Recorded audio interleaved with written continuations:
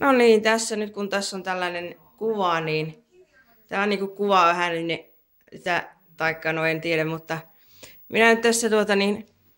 pääsen todellakin pitkästä aikaa on hiukan parempi rahatilanne kuin moneen vuoteen, eli mä lähden tässä kesällä sitten käymään Mallorcalla ja kovasti oottelen sitten tosiaankin sitä Mallorcan matkaa sitten. Oottelen kovasti, että pääsen sinne ja olen suunnitellut sitten, että vähän, että mitä teen ja että ainakin tuntuisi, että on ihan hieno paikka. Tosin kun on toinen tämmöinen etelän matka mulla vasta, että siitä edellisestä onkin aikaa jo pitkä aika sitten, niin ihan mielenkiintoista lähteä, että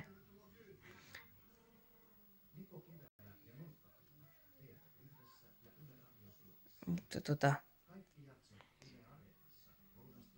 semmoista sitten, että heinäkuulla sitten sinne, kun tulee kesäloma, niin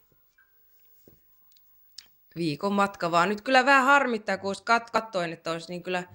kyllä niin olisi niin kuin näkemistä ja tekemistä ja olisi käydä siellä naapurisaarellakin siellä Menorcalla ehkä, en tiedä sitten käykö sitten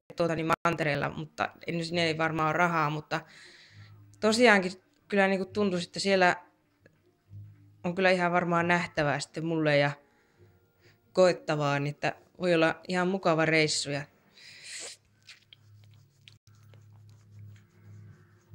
ihan tässä itsekseni ajattelin sitten lähteä, että olisin kyllä voinut saada jonkun mukaankin, mutta en mennyt sitten. Että vähän jänskättää sitten, että no, mutta tässä on sitten puolet matkasta on maksettu ja sitten loput sitten tulee maksuun, niin sitten kesäkuulla, että ihan otin sellaisen halavan majoituksen, että paljolti sitten niin kuin itse joutuu siellä ostelemaan ruuat, että ei kuulu ruuat ollenkaan, eikä siellä olekaan ravintolaa sitten siinä hotellissa, että semmoisen halavan majoituksen tosin kun